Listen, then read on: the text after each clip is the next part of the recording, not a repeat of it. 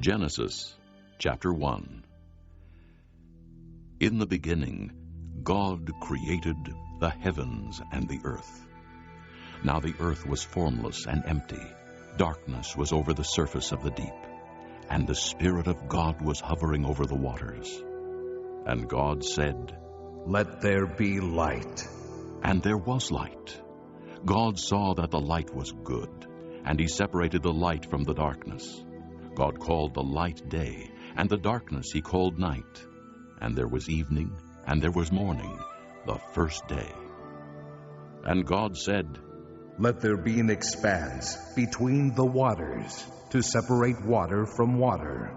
So God made the expanse, and separated the water under the expanse from the water above it. And it was so. God called the expanse sky, and there was evening, and there was morning, the second day.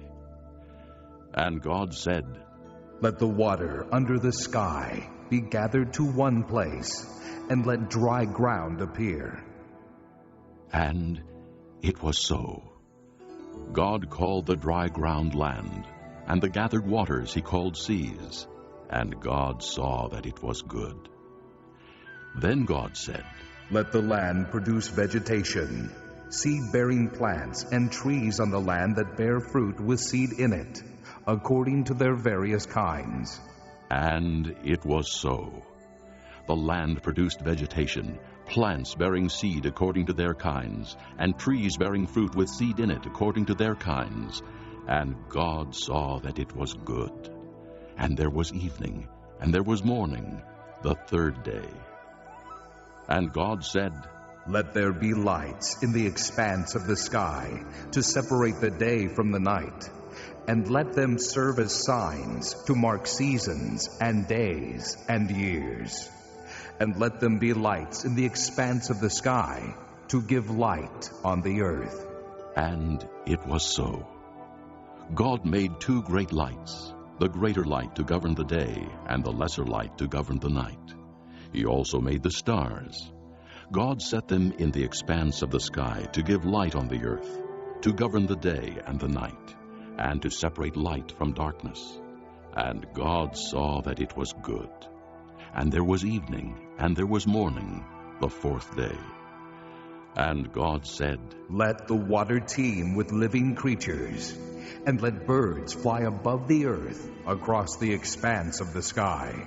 So God created the great creatures of the sea, and every living and moving thing with which the water teems, according to their kinds, and every winged bird according to its kind. And God saw that it was good.